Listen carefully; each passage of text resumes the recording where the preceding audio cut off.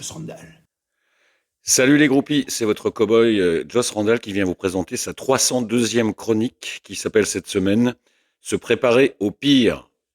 Vous aurez compris à la nature du titre qu'elle va pas être super drôle.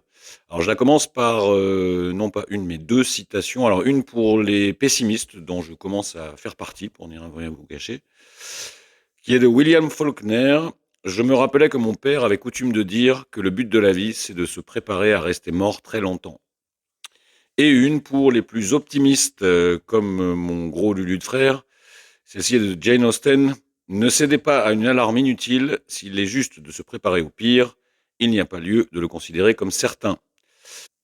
Et puis, une fois n'étant pas coutume également, eh bien, je vais vous livrer le message que j'ai reçu de ma Micheline de la Compta, qui d'habitude est réservée à ceux qui lisent la chronique par écrit, et qui me dit, bon, ben, il va falloir que je remette la main rapido sur mon livre de compte Ligue 2, moi, car quelque chose me dit que je risque d'en avoir bientôt besoin, et bien plus tôt que prévu. Tiens, d'ailleurs, il va falloir aussi que je prenne des cours d'anglais, car j'ai l'impression que je n'avais pas tout compris dans le discours des nouveaux patrons. Oui, les groupies, votre cow-boy vous présente donc sa 302e chronique après ce match, puisqu'il faut bien lui donner ce nom-là, de notre SS à la Piole contre les Rouges et Noirs de Montbrez. Alors, en ce dimanche 9 février 2025, je me suis levé avec un mal de tête carabiné, carrément l'impression d'avoir l'armée rouge qui me défile dans la cathédrale.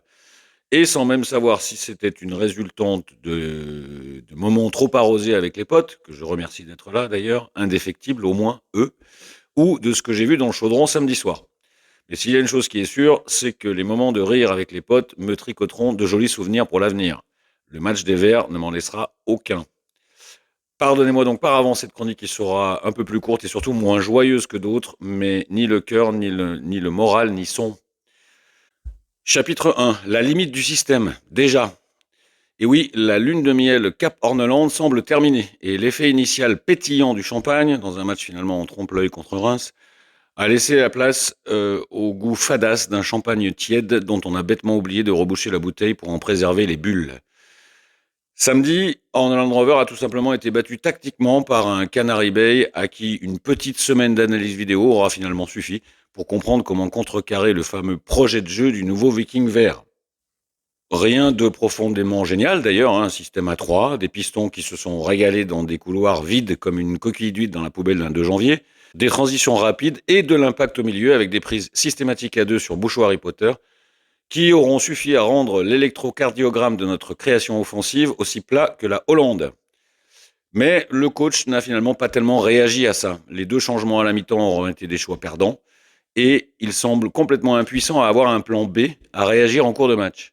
Alors bien sûr, ce n'était pas le moment de faire des essais. Rien ne sert de tester, il faut mourir à point, comme dit mon notaire, qui est extrêmement cupide.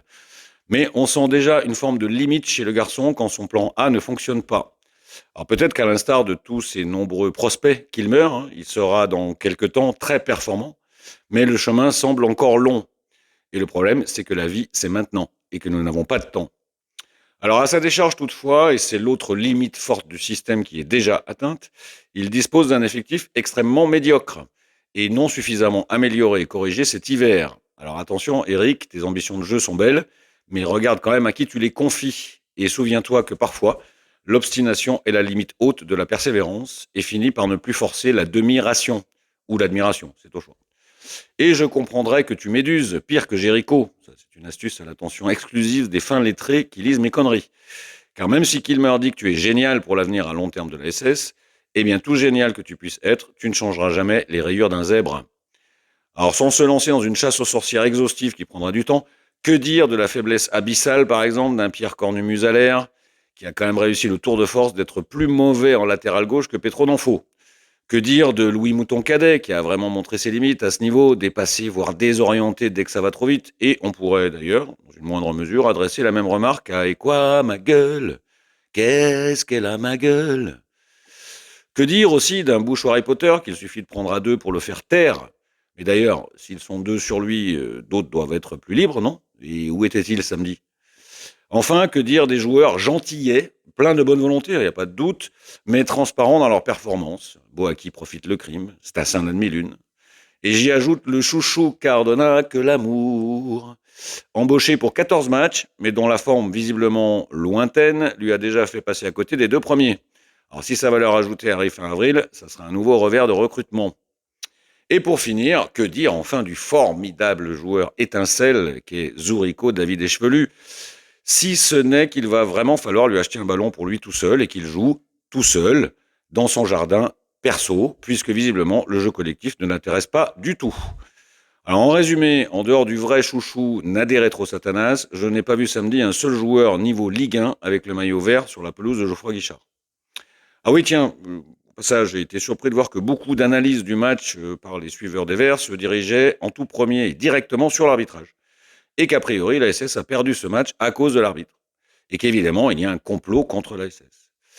Ah oui, eh ben, je vais devoir revoir le match alors, hein, parce que, non mais oui, je me souviens très bien que James doit logiquement être expulsé sur la faute sur Bush Harry Potter, mais vraiment, vous pensez en toute honnêteté que ça aurait changé quoi que ce soit? Est-ce qu'on n'est pas juste en train de se chercher des excuses, et donc des excuses de faibles? Une seule stat, 3 tirs cadrés, et encore, cette stat est généreusement trompeuse, dans un match à domicile où tu joues ta survie. Voilà, tout est dit. Chapitre 2, préparons-nous au pire. Alors là, je vais faire court. Moi, vous me connaissez, je fais d'ordinaire plutôt partie des optimistes. D'ailleurs, si vous en doutez, je vous renvoie à ma dernière chronique, la 301, que je terminais en disant que je croyais toujours au maintien, même dans la difficulté. Là, j'avoue que samedi soir, j'en ai quand même pris un vieux coup sur la cafetière.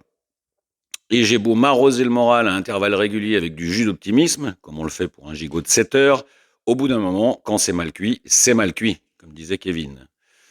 Alors aujourd'hui, 9 février, si je continuais à vous vendre de l'optimisme, il me pousserait un pif de Pinocchio au bout de son dernier mensonge, car mes espoirs les plus ancrés commencent à se fissurer comme un gravier dans un pare-brise.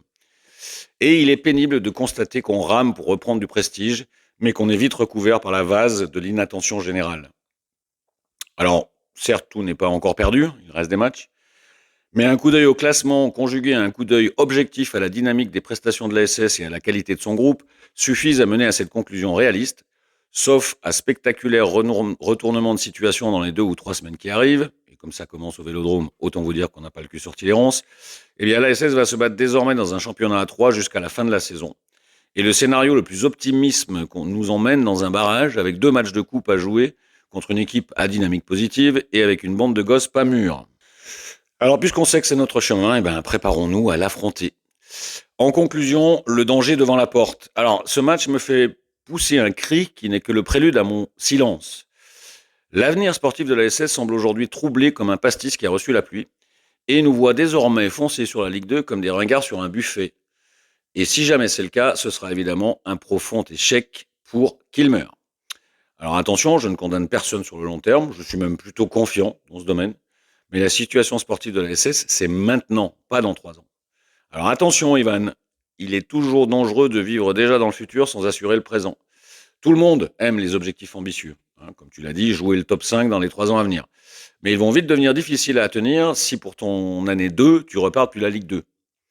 Et il est toujours dangereux aussi de faire venir les architectes pour la déco intérieure quand tu n'as pas assuré les fondations.